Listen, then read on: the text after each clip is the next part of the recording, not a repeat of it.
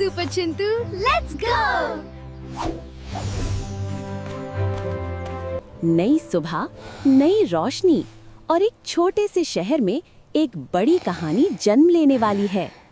चिंटू का कमरा पूरी तरह बिखरा हुआ, पर आज किस्मत उसे जगाने के लिए तैयार है।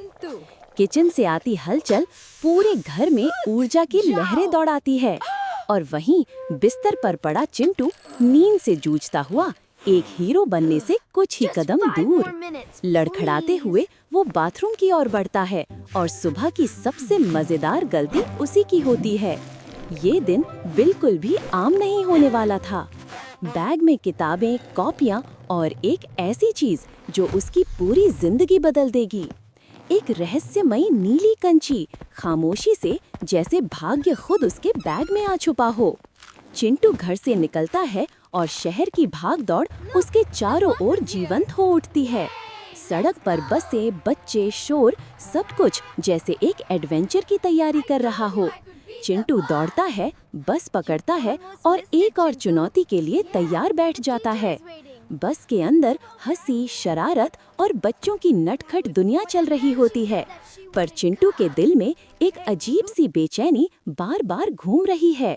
स्कूल पहुंचकर वो विज्ञान की कक्षा में बैठता है, जहां ऊर्जा का अध्याय खुलने वाला होता है। उसे नहीं पता कि असली ऊर्जा उसके अंदर ही जागने वाली है। विज्ञान लैब में माहौल रोमांच से भरा है।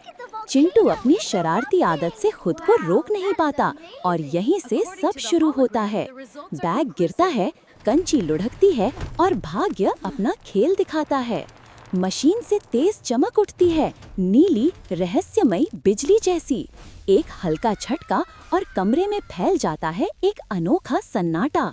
किसी ने नहीं देखा, पर चिंटू बदल चुका है। खेल के मैदान में अकेला बैठा वो अब भी ये सब समझ नहीं पा रहा, लेकिन भाग्य फिर उसके कदमों को पुकारो।